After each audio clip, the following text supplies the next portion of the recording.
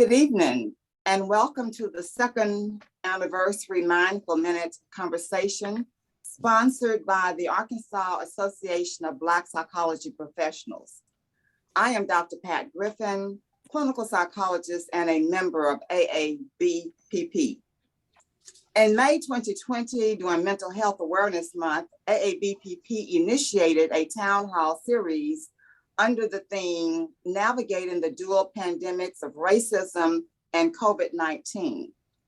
Little did we know, 2 years post the outbreak of COVID-19, we would be living through a national mental health crisis, not only in our nation, but also in our state.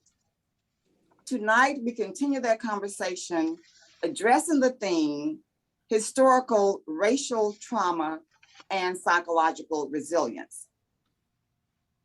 Our guest panelists for the evening are Dr. Brian Mitchell, Dr. Terrence Roberts, and Dr. Rachel Tennell, our moderator.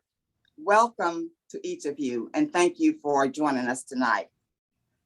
Dr. Mitchell is a native of New Orleans and is thankful to Arkansas for welcoming him during the aftermath of Hurricane Katrina. And we're glad you stayed, Dr. Mitchell. Dr. Mitchell is an associate professor of history at the University of Arkansas, Little Rock, and an associate faculty member at the Anderson Institute on Race and Ethnicity. Dr. Mitchell is nationally recognized for his public history and digital humanities projects, which explore difficult and forgotten histories. Dr. Terrence Roberts is, of course, no stranger to Little Rock. He is one of the Little Rock Nine who desegregated Central High School in 1957.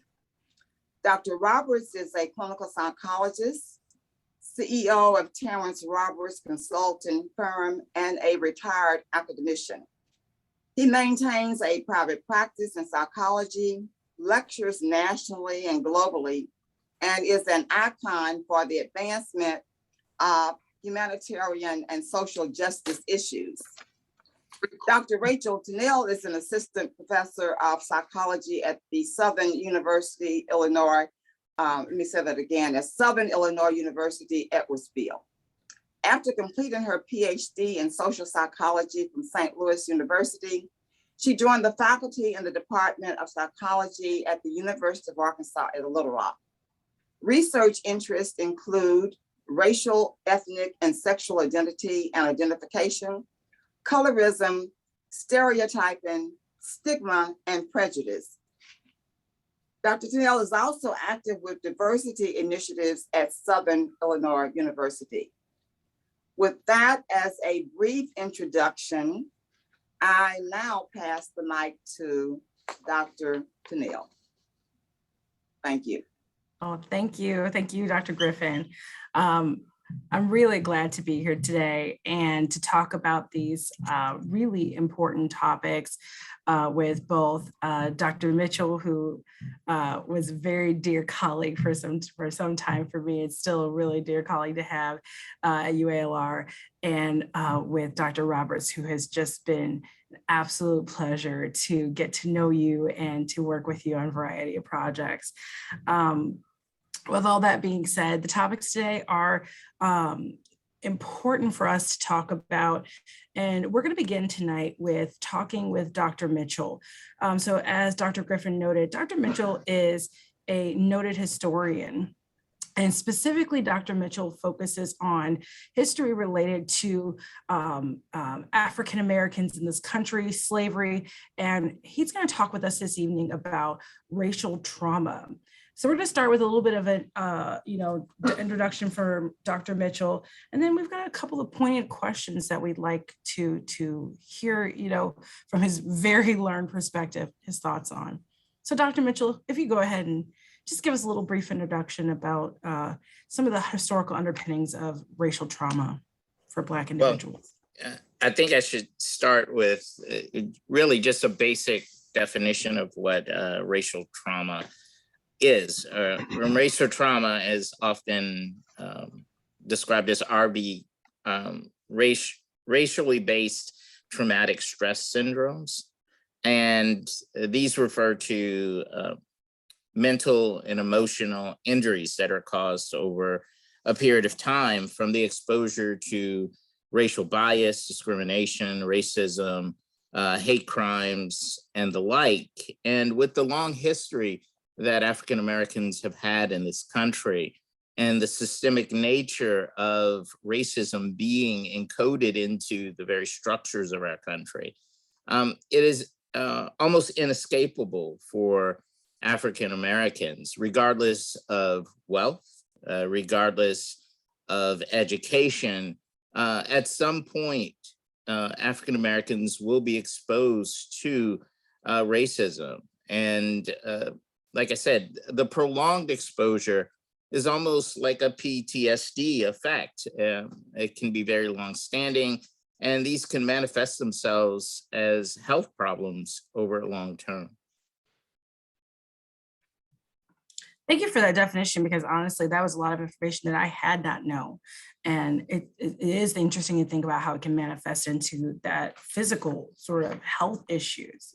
So my first question for you is, so many of us are familiar with the definition of race and racism, but we're often not made aware of ideas around the true purpose of these concepts beyond segregation.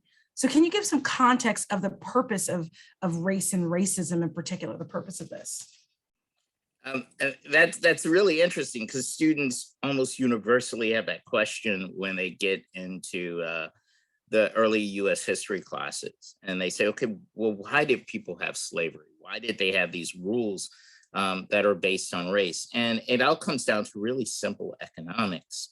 If we can lump all of the resources on our side, if we can secure a very low cost to no cost source of labor, and then ensure that this labor will never get free, as our indentured servants did, then we can exploit that labor source as long as those laws will allow. And if you look at the history of Americans here, that history is largely a history of economic exploitation. So that's really interesting to me, because it's a very different, and I'm trying to do this too much, but in psychology, when we talk about racism, we talk about it in the context of being of prejudice and being a part of prejudiced attitudes. And we really focus on that sort of cognitive piece of this. And so this is a whole different understanding, removing it from, we often talk about racism on sort of the individual level, like a person is racist, right? And this is looking more at racism as the systemic, and really looking at it in a whole different light. That's a very different perspective to understand something. We have a classic argument in history called the chicken and the egg thesis, and it was argued largely by some leading scholars from the 30s to the 50s. And it supposes which came first, race-based slavery or institutional sort of discrimination, racism. Did race-based slavery happen first, and then racism happened to justify that race-based slavery, that chattel slavery? Or was there already racism, and racism is the force that drove us to enslave people based on color?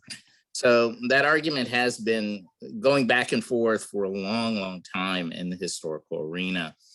And I'm part of the camp that believes that people were quite aware of Africans before the 15th century.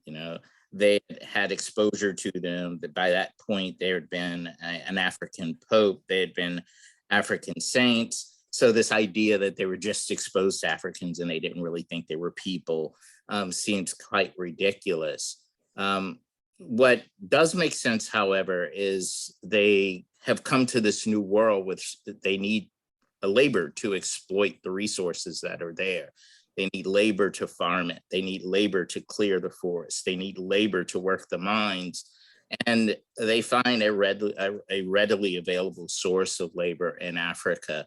And what they have to do is get people over the hurdle of thinking that these are people, and to lose their reservations about abusing people. And to do this meant that they had to change things. And one of the things that's a hurdle that they have to get over is a religious hurdle. We have to remember religion at in the media at the medieval time and prior was the center of European identity.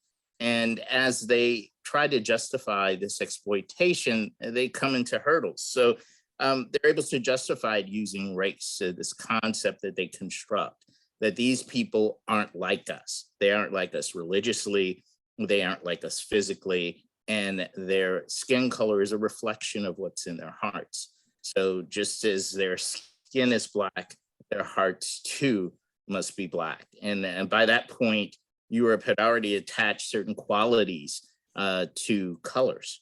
So the idea of having Africans with dark skin and that being a reflection of what was in their hearts makes them the perfect villain. Right. It's just an easy hop skip.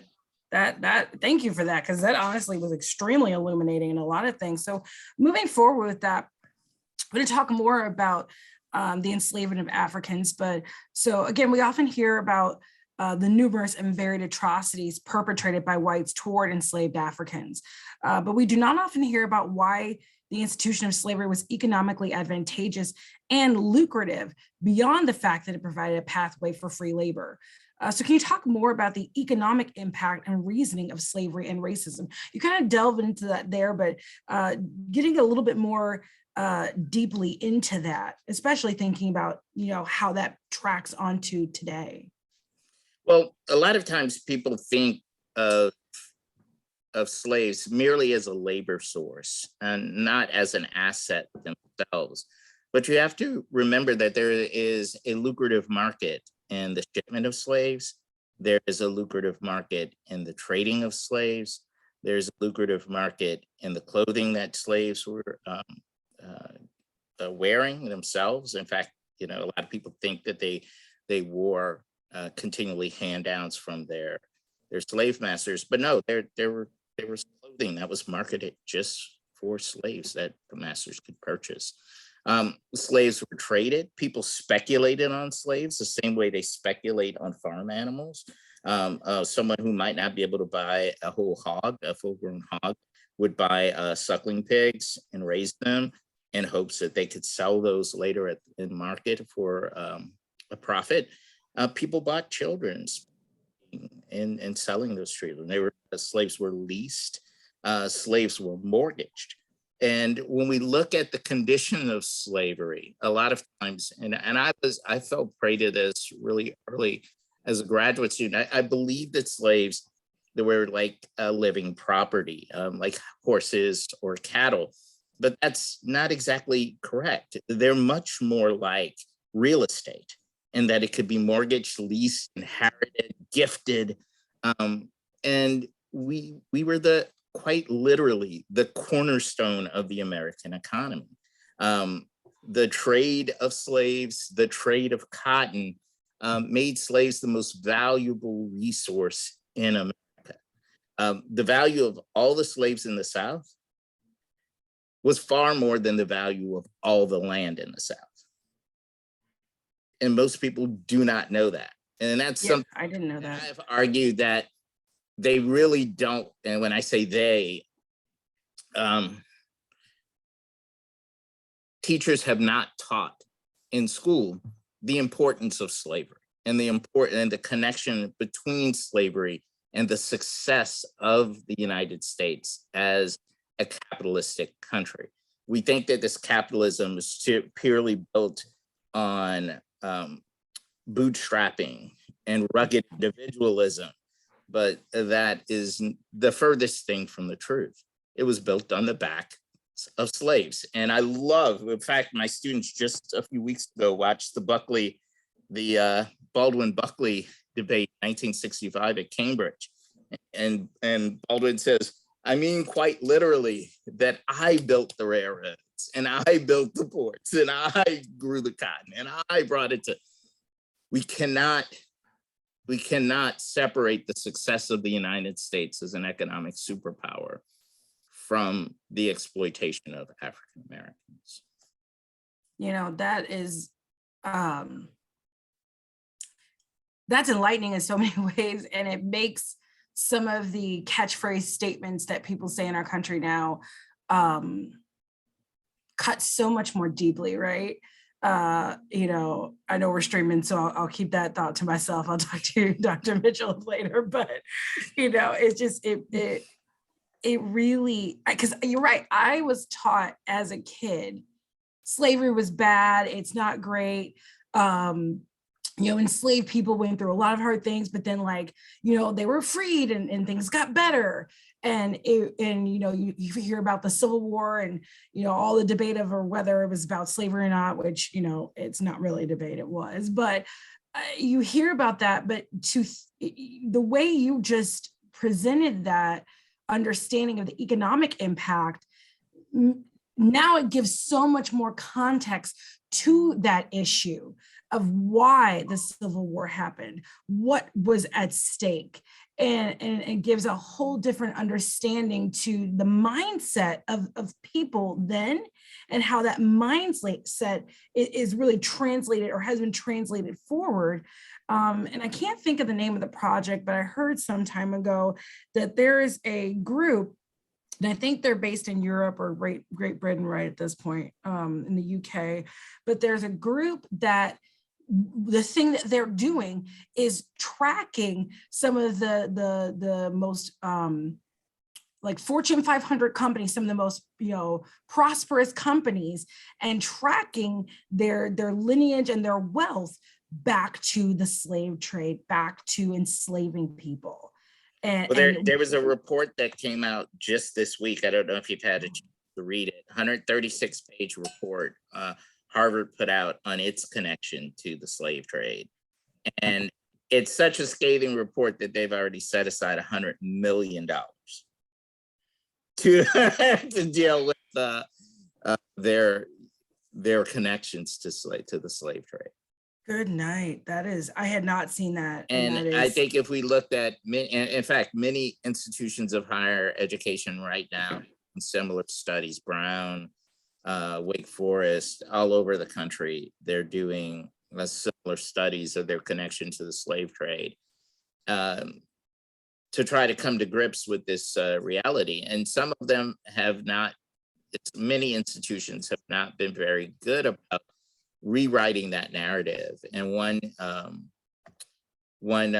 particular case that comes to mind is the Madison House, Montpelier, that scandal that's going on right now with the board of trustees there, where there was a longstanding board of descendants of slaves of Montpelier who were given parity with the board of trustees. So they were getting a vote, and that vote was supposed to be equal to the board of trustees. And then as they wanted to change the narrative to make it a more realistic narrative of what was going on the plantation, the board then decided they wanted to vote them all off, take away that parity. So this idea that we know what actually happened, we know that there's this history here, but we still have a need to control that narrative. We still have a need to suppress that narrative. And in suppressing that narrative, not only do we marginalize African Americans, but we rob them of voice, we rob them of agency, and we rob them of the ability to pass on to their descendants the truth. And speaking more on that narrative, we're going to talk a little bit about that, and then I'll bring in Dr. Roberts for his perspective. But there's, you know, suppressing the narrative. There are false narratives. How does all of this, all of these different things with the narrative of slavery and enslaved Africans, how does it all contribute to racial trauma for Black people? Well, one of the things that I always point out, and you know, this is something I speak on probably, you know, on a daily basis to someone, either students or before audiences. And one of the things that I have to say is Black people have internalized a lot. And we live in a world that is very much like the Matrix. There's this illusion that's around us of what the world actually is. Then there's a reality that we are cognizant of, but everyone else seems oblivious to. I love Du Bois, and I love the way Du Bois described double consciousness.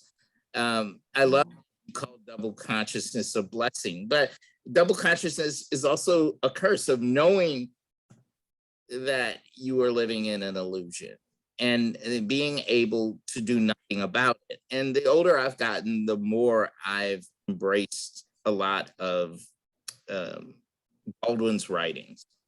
And I love one thing that Baldwin said, and I believe it was a nightly show he presented himself on. He said, there comes a time in every African-American man's life in his 20s, 30s, where he has children and he realizes his powerlessness to change their world, to make their world any better for them than his father had to make his world better when he was a child. And I think it's that bleakness that drives a lot of, particularly men, to health issues. We talk about these disparity in death rates. To wake up every morning and to try and to do the same things over and over again. And to talk about Baldwin again, what does he say about, conscious Black people in the United States? He says you are almost in a state of rage all the time because you see the illusion around you, yet you can do nothing. You're powerless to change these institutions in which we live within. That's so many things. And this is a great opportunity to introduce Dr. Roberts into this discussion, to this conversation, to think about from what you just talked about with that racial trauma, the double consciousness, the impact on health. Then it goes to the conversation of psychological resilience, because one of the things that gets studied and talked about over and over and over again is sort of the resilience and grit of African Americans and Black people in general. So first of all, Dr. Roberts, I'd like to give you a little bit of time to respond to what we've just talked about, give a little bit of context, and then I've got some questions for you. Okay, thank you. Thank you very much. It's been an exciting discussion, and I've been content to just soak it all in. But I think you're right, Brian, that the history is replete with all kinds of pernicious things that Black people have had to contend with. And I think one of the things I'd like to throw in is that the responses have been differential. You might think of it as Black people occupying a continuum from one extreme to the other, simply based on what each one of those people on the continuum bring by way of DNA and potential. Some of us start off with a lot more going for us than others, and we have more resilience built in from the start than others. But when you look at the record and you soak it all in, it is disturbing. It is productive of ill health. It causes nightmares. It's really frenetic. I've been talking to school students a lot this year, and their questions are fairly naive. They don't know much. And when I share with them what I think about what's happened, they take it in as almost something that they didn't know and they don't want to know. It was too much to know all at once. And I can sense that. They don't say this, but I can sense that as we talk. They would much prefer a much nicer report, something more palatable, something that I could ingest with ease and not have to fear having an upset stomach after the session. But, we'll be talking about resilience, but I just wanted to define that before we get too far. I found this wonderful definition in Webster's, which I think doesn't really apply, but I like the sound of it. I'm going to read it verbatim. Resilience is the capability of a strained body to recover its size and shape after deformation caused by especially compressive stress. And I thought to myself, that is a pretty accurate description of what has happened to Black people in general in this country over the past 400 plus years. Talk about stress, compressive stress, and you get a sense of a huge machine with a large flat cylinder just coming down, driven by a screw with only one direction. Can't take it back. Once it's turned, that's it. And you just have to roll with it. And so on that continuum, underneath that is all of these Black people doing it in various and sundry ways. And some of them have been debilitating themselves. You know, the so-called response has added trauma, especially when you think about those people who were enslaved, who identified or over-identified with the slave master, thinking that somehow if I could be in the good graces of this person, punishment will be less severe, the perquisites will be plentiful, etc. But that does so much to the mind, that warps the thinking, and it gets you into trouble with your fellow men who are not taking that same route. So there are all kinds of problems with that. That's just one of the ways, but it still falls under the banner of resilience. It still falls under there, because even if you don't have the wherewithal to do something else, and we'll talk about some of those later, you are doing something. Because if you can't do anything, you likely just give up and maybe even refuse to eat and just die, or suicide.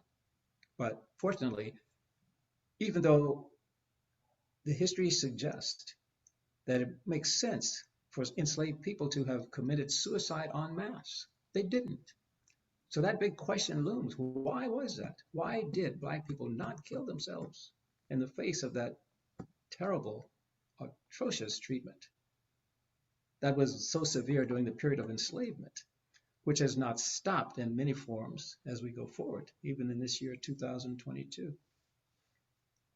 But I really appreciate the historical perspective you bring, Brian. By the way, I'm married to a historian, so I'm getting a double dip. That's awesome, Dr. Roberts. And together, your thoughts together really create a really very interesting picture, because yeah, you're right, Dr. Roberts. Why wouldn't enslaved Africans just, in mass exodus decide, not living is better than this, and yet choose to persist and press forward and do the hardest of hard things, right, and continue on. So I have a couple of sort of questions, and how we're going to do this sort of next part of it is I'll be asking these towards Dr. Roberts, but Dr. Mitchell, please feel free to engage and add any historical context or information to whatever's being talked about. I really want this to be a generative conversation. But exploring this concept of psychological resilience in Black individuals, can you, Dr. Roberts, tell us or give us some context for why Black people developed this coping mechanism in the first place? And you've talked about what resilience means, but why might Black people, when they're enslaved, but also in later generations, descendants, had developed this particular focus as a main coping mechanism to what's happening to them and around them? Well, when we think about what happens to human beings when they're placed in situations that are untenable, such as enslavement, or being thrown into concentration camps, or being put in dungeons, we have to realize that there's something internal to all of us as humans that wants to live. We will do almost anything other than, give up life. And so it is always, or almost always, a choice way down the list to kill oneself. So we have that going for us. We all come equipped with some of that. Some of us get more, some less. And so when you look at this quality of resilience, you might think of it as being built in a sense. Now, it has to be nourished for it to grow to those proportions where you can be that young man in Tiananmen Square who stands in front of the tank. One man alone against what is symbolized by that tank, which is all these armed forces. But he's out there. That's resilience to the nth degree. And when we look at Black people in this country, along that continuum I mentioned before, you have people who did identify with the slave master, but you also had some people who ran away, planned to escape, who did all kinds of things to get out of there, even though they knew that if caught, they would be punished severely or killed. They were willing to do that anyway. So in a sense, that might have been suicide by running away, given that the odds of getting free using that were limited. Uh, we had also aggressive reactions, people who fought, engaged in rebellion, who burned down barns, who refused to work. Uh, and that's another continuum. The aggressive reaction spans quite a spectrum, because you had some people who just uh, move slowly. They didn't do the work fast, okay? Others would just say, no, I'm not doing it ever again, and take on whatever punishment was meted out at that point. Or you had people who thought, well, I don't like any of those options. Well, what else is there? So they put their minds to work on looking for some other options, one of which was learning. And my favorite example of that one is Frederick Douglass. We'll talk some more about him later. And then there were people who appealed to a saving God.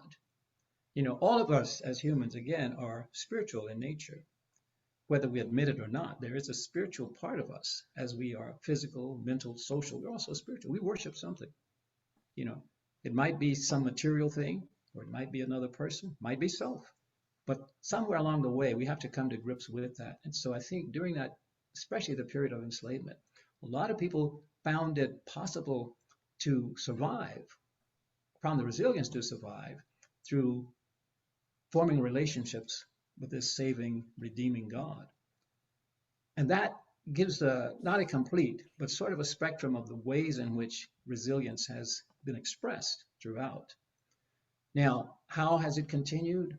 Well, I think because of something else that happens when we're human. We live in relationship to each other. And if you live in a community where you have people who have learned how to survive by being very strongly resilient, they can teach that to others. They can model that. They can be examples. And so it rubs off. I often talk about this in terms of weaving a cloak of resilience to cover yourself and your brother. And it works. Just as an example from my own life, as a young kid, I realized I was not on my own ever. I was always in relationship with other people. And because of oppressive segregation, I was born in 1941, and we still lived under the aegis of that Supreme Court decision rendered in 1896, the Plessy v. Ferguson, legal segregation. At first, I didn't see a way out. It seemed so overwhelming. How could I, as a young person, do anything about it? But what I found was that adults in my life shored me up. They began to demonstrate to me how possible it is to navigate this racial terrain with skill, and by learning, I could do it even better. And so education for me became a way out. And not just going to school, by the way. That's going to school is different from educating oneself, okay? Let's get that straight. So I learned how to learn. And I often say when I'm talking to young kids in schools about my life in first grade, my first grade teacher, wonderful woman, told all of us 6-year-olds that we had to take on executive responsibility for learning. Now, I remember that to this day. That was in 1947. But that words were so poignant, I took them to heart and I ran with it, and I could see the results instantly because learning opened up so many doors. It got me into trouble too with my peers because, they didn't like it. In fact, I picked up the nickname nerd right away. Had no idea what it meant. But when they told me what it meant, I said, okay, that's me. You got it. I am devoted to learning. I'm not ashamed of it. You can call me nerd if you like. In fact, you should call me chief nerd, because if I'm going to do it, I'm going to do it all the way. That to me is my own personal resilience, finding out what I can do and learning how to do even more. Now, there are so many opportunities for people to do the growth and the development. And again, some people don't. Tragically, there are some Black people who give up, and you can see it in their faces. I remember being in a city in the Midwest recently and watching people just walking on the street. There was something overwhelming about the faces, and they seemed all to be of the same demeanor. There's a sense that they had given up on life. The way they walked, the way they looked at each other, the way they handled themselves when they encountered white people. It was, well, I don't know, the feeling I had was I was disturbed about it. I was emotionally upset about it because I thought this doesn't have to be this way. And yet here are a group of people, all of whom have infinite potential, who are so overwhelmed by what's happening in this country that they are reduced to this. That was my thinking. Now, I have no idea if any of this makes sense, to them, but to me, it seemed to be that was going on. And that resonates so much. And we see that, I see that among students, of color. I had a student my first year at SIUE who just had what others would have considered insurmountable odds that were systematically trying to thwart him from continuing his education. But together, and I'm really glad you mentioned support, together he and I carved a pathway through, and he is graduating Friday. And then that is, that is the biggest sort of, I think in many ways contributor to my resilience personally, is being able to support others and see them persist through despite a variety of different things laid at their feet. So that is really important. Dr. Mitchell, did you have, I don't know, I don't want to put you on the spot. I was trying to I'm give sure you have everybody thoughts. a chance to speak. I agree with many of things Dr. Roberts recently said in regard to the slave past and resilience. However, I want us to remember that at the very core of the relationship between the slave master and the enslaved person, and I think it's really important that we remember that these are people, was the dehumanization and the breaking of that person, the quite literal psychological breaking of that person. And many people watch the popular show Game of Thrones, and I always, try to find examples people can grasp when talking to my students. And I only watched the show because a student had suggested that I watch it. And there was a character on that show, Theon Greyjoy, who is transformed to a tool. And he is reduced from personhood by brutality. And he gives up his very identity to the core of him. Who he was, who he believed he was, disappears, and he becomes something that's truly just the reflection of what his master wanted him to be. This required the utmost of brutality. It involved every principle that is outlined by Orlando Patterson in the seasoning process, the renaming, the savage beating. And this is something, and I tell my students that the reason that's important that it was on television, he was the most hated character in America while he was on that show because of that brutality. But Americans still refuse to accept that brutality went on every day for hundreds of years, exactly the same way across the Southern United States. That brutality that transformed a man to a beast, that robbed him of his identity, robbed him of his past, took place in these United States every day. Students often ask me, why didn't people rise up? And the question my reply is, people rose up all the time. Masters weren't stupid. One of the very first laws that they initiated with slaves was something called benevolent release. So they created a benefit in telling the master what was going on. This quite often would mean your own personal freedom and the freedom of your family. So it became incumbent upon people who wanted to increase their own personal freedoms or free their immediate family from this bondage to tell on the bigger group. And this happened, every state had it. And if you look at succession records and you see he was a kind and faithful servant, there's something behind those words. Mm-hmm. There's something behind those words. I want you to listen to something, and I pulled up a few quotes, and this comes from the Committee of Citizens in Little Rock. They were trying to kick out all of the free people, and in fact, I'm going to tell you something. Arkansas is the only state to successfully outlaw free people of color in the state and to expel them from the boundaries of the state. When this committee was organized, they had at their the attorney for the group was none other than Albert Pike, Grand Commander of the Scottish Rite at the time. The submission and loyalty of the slave must come from his conviction that his condition of servitude to a higher race is his natural condition, that such is the law and that the law is right.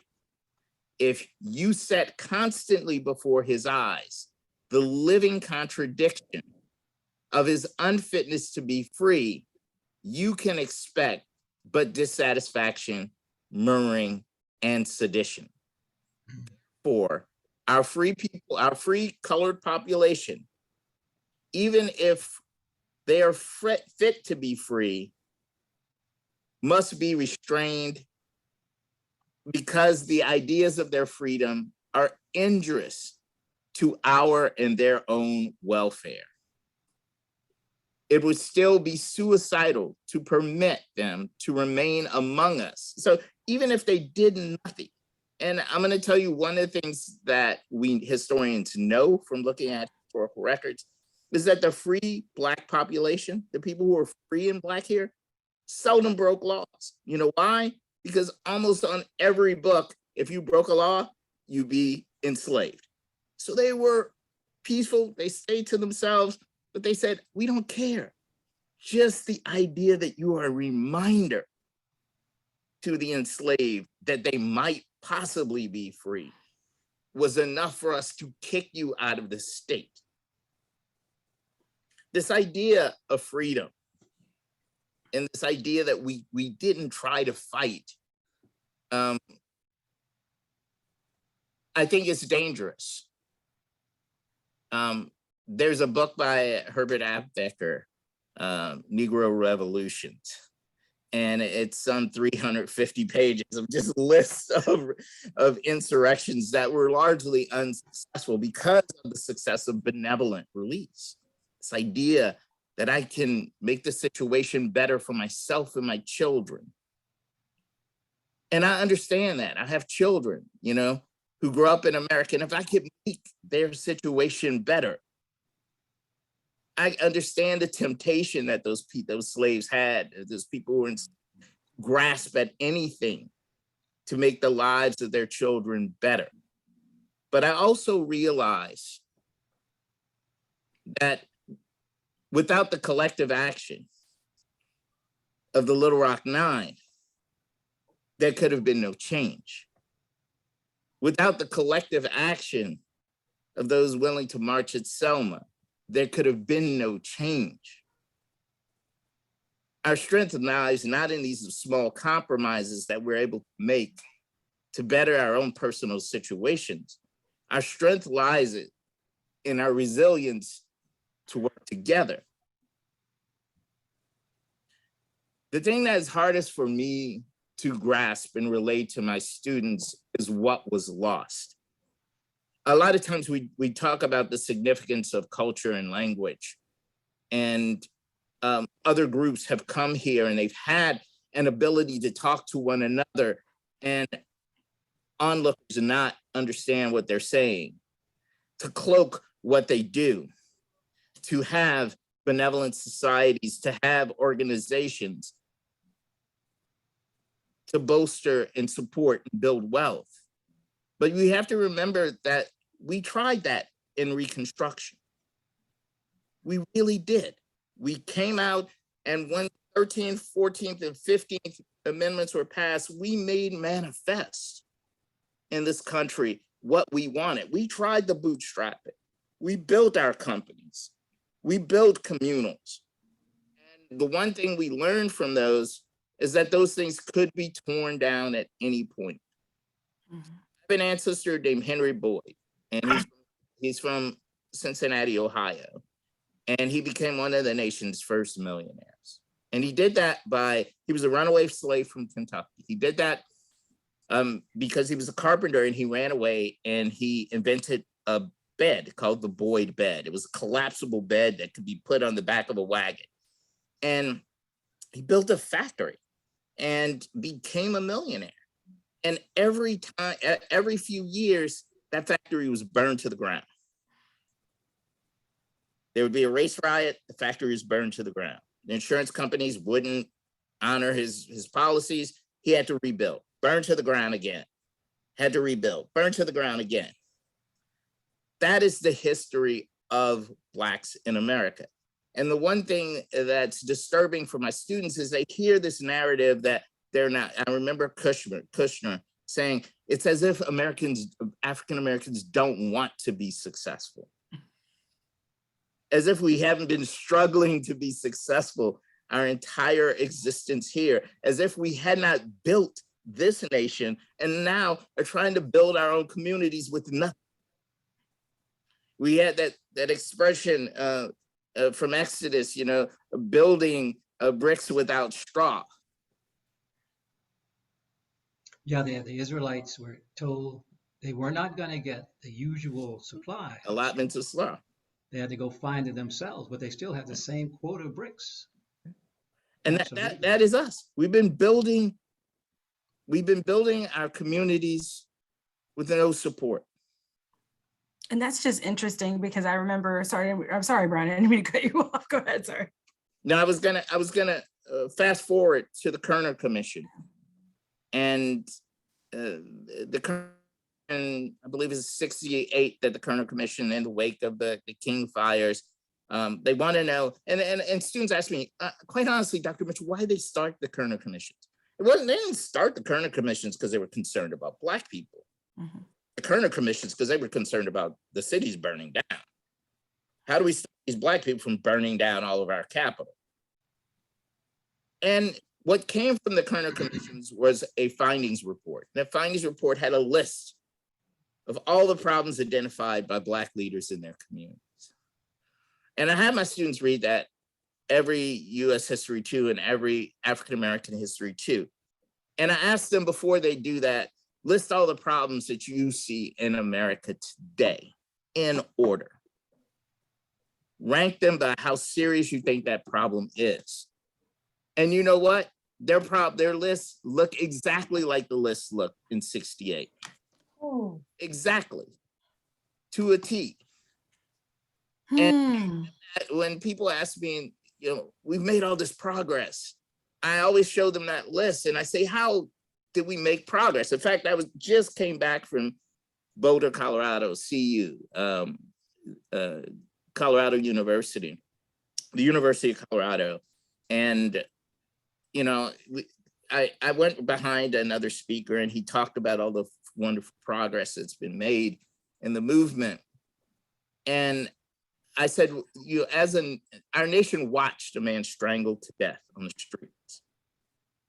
Where's the progress in that? Mm-hmm. We have the stop the woke bill, or I forget what it's called, but we have those things coming through, actively trying to, like what you were talking about, actively trying to suppress narratives. I've been at the Capitol numerous times, Arkansas Weekly, a number of times, talking about the CRT and why CRT isn't taught to kindergartners and what they actually want to eradicate in Arkansas schools is the teaching of African-American history. And one of the things I tell my students is history shouldn't make you comfortable. In fact, you should be disturbed by mistakes of the past. And if you're not disturbed, then there's a problem there.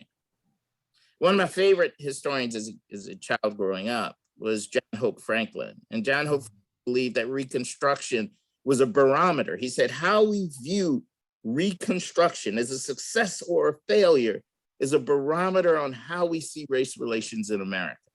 Where we are in race relations in America. Reconstruction is again under attack. We don't want to teach about the violence and the terrorism and the efforts that were made to make free citizens slaves again. Slaves to mass incarceration, slaves to debt peonage, slaves to terrorism and violence. We don't want to tell that story, is what I hear constantly. But if can't we don't can't we tell a patriotic narrative? And when you hear that, when I hear that phrase, patriotic narrative, it makes my stomach turn.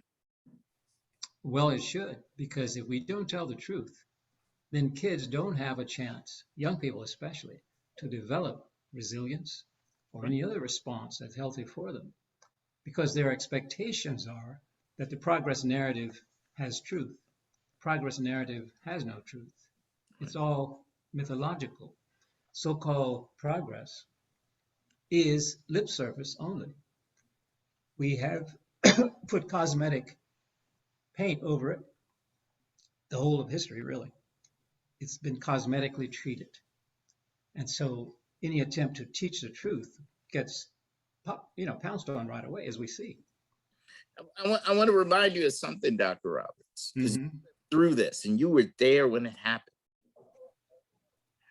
Slum clearance, urban renewal in the city wiped out 9th Street. Yes. Of Arkansas's Black community, cornerstone of the welfare. It knocked out Black communities like West Rock. All the little Black communities that were in the West were all relocated to the East. In '64, they painted that as a renaissance in the city. The same time they were painting this as a renaissance in the city, the Urban League did a report in '64 that talked about the dangers of the concentration of poverty in Little Rock. And they were saying that Little Rock was creating the biggest urban ghetto in America at the time. At the same time that the people who were doing this were painting it as a renaissance. So I want to jump in really quickly, and it's just so much of this is resonating in so many different places, and thinking about how, the false narratives, suppressing narratives, sort of the cosmetics of these narratives really do make it so that when people hear that there's unfair housing, many people are like, oh, really? Just all these kinds of different things.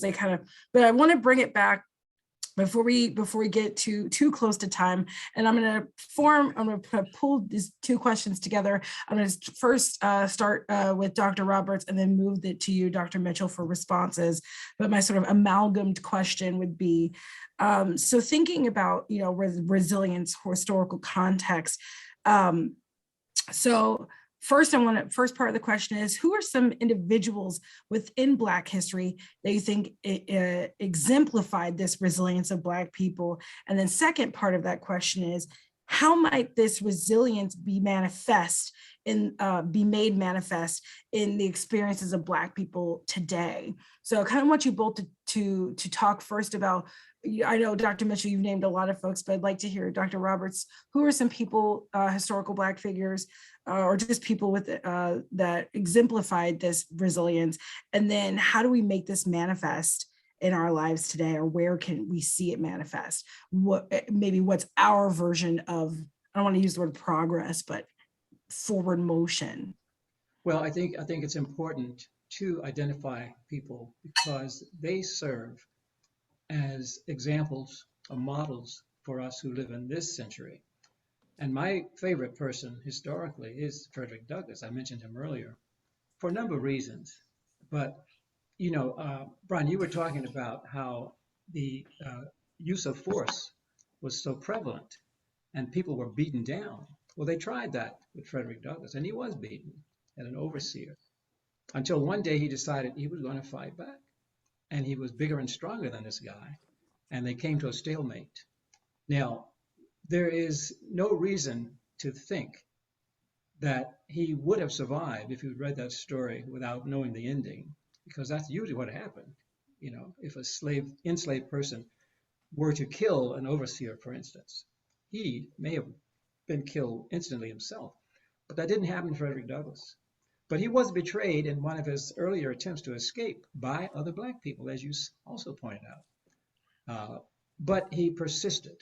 He persisted. And his way of handling it was to learn how to navigate this terrain by using education. And what little he could get, he used right away and made it. I've always looked to him because I've seen for myself, it's very personal really, that education, true education, not just going to school, but education where you learn how to learn and you learn the power of the knowledge that you have, that makes a difference. And he became one of the towering figures in our national pantheon, you know, advising presidents, running a newspaper. Wasn't the kind of person that everybody would respect during that time even, because he had a hard time. It wasn't easy for him. You know, he was out on the lecture circuit trying to earn a living and found it almost impossible to do. And yet he survived and thrived. And having that sort of model, it doesn't mean that everybody's going to latch on to him and follow, and you don't have to, but you can use some of the things that he used for yourself and make them your own, turn them into things that you can use. And that's the message I give to young people by using Douglass and others as examples. Another man is James McCune Smith, who lived in that same era, who wanted to study medicine, but because he was Black, he couldn't study in the U.S. Had to find his way outside the U.S., went to Scotland, picked up a medical degree and a degree in pharmacy, and came back and ran a practice. But he had to go through, you know, Herculean efforts to make it all happen. And that's one of the things that confronts us today in this year 2022 as well. Unfortunately, the truth is like that. I guess one of it would be Oscar James Dunn. He's the guy that's on the cover of that book. Dunn was born in an enslaved child, and he was freed by a stepfather who was a free man of color, a carpenter that had come from Petersburg, Virginia to Louisiana. His father had the wherewithal to send him to school and to pay for his education. He excelled, he loved school, and he went on to be our nation's first lieutenant governor, and also our nation's first acting governor, and the very first African-American considered by any major party as a vice presidential candidate. He had a sterling reputation, which is probably why you never hear about him growing up. Unlike a lot of the characters that they like to paint in Reconstruction, in the Reconstruction South, he neither smoked, drank, or gambled. He was considered a competent and honest politician, which is hard to say in Louisiana. Considered a competent and honest politician, and was loved by Republicans and Democrats alike. We talked a little bit about Frederick Douglass, and you would love this, Dr. Roberts. Frederick Douglass, to raise money for Oscar Dunn after he dies, will go and make a speech, a public speech on behalf of Dunn, and he will, or he'll be Douglass is known as one of our greatest Black orators, and one of my favorite speeches he gave at Dunn's at this benefit for Dunn's family called "On Being a Self-Made Man." I always remember the words he says. None of us are self-made, because a lot of us would love to believe that we built who we are. And one of the things, and I'd say this for all of us who are educators out there, we are all building the next generation. What we put into them So, is what we can expect to take out. A lot of my colleagues say, why do you spend so much time with your students? Why do you go and do these things? Why do you have to go above and beyond? Because I believe in them. I believe that they will make the difference in the world. So that is Oscar James Dunn is my hero, along with the Little Rock Nine. I mean, you guys, as small children, you had to have a huge weight on your shoulders. And I can't imagine what that must have been like to go somewhere where you were hated every day, you're spat upon, you're treated like garbage, but still have to maintain your composure constantly. Yeah, that was a chore for sure. And But you thank you know, for doing that. And thank well, you. thank you for those kind words. But And we I'm we sorry, were go not ahead. alone in that enterprise, because the people who came before us had given us permission, if you will, to do that. You know, it was called Negro history at the time, but it was required courses in the schools we attended, these segregated schools for Black people. So we had the advantage of knowing who our ancestors were and what they had accomplished. So we didn't go in unarmed. We went in with the knowledge that these people were on our shoulder. Well, that was wonderful. We are now at 7:32, so I don't want to keep people too much longer, but I just wanted to first say thank you so much, Dr. Roberts. Thank you so much, Dr. Mitchell, for just coming tonight, sharing so much incredible knowledge, linking things together that I had not linked myself, and really stressing the importance of education beyond what our schools teach us, and understanding the context of our story, particularly the stories that are tried to be falsified and suppressed. I want to thank the members of AABPP for putting this on. I think this is amazing that it's a second anniversary. Thank you, Dr. Griffin. Thank you, Dr. Holmes. This has been absolutely wonderful. Thank you for spending some time with us this evening. I hope you have a really good evening, and I hope you've learned from this and can pass that knowledge forward. Have a good night, everyone.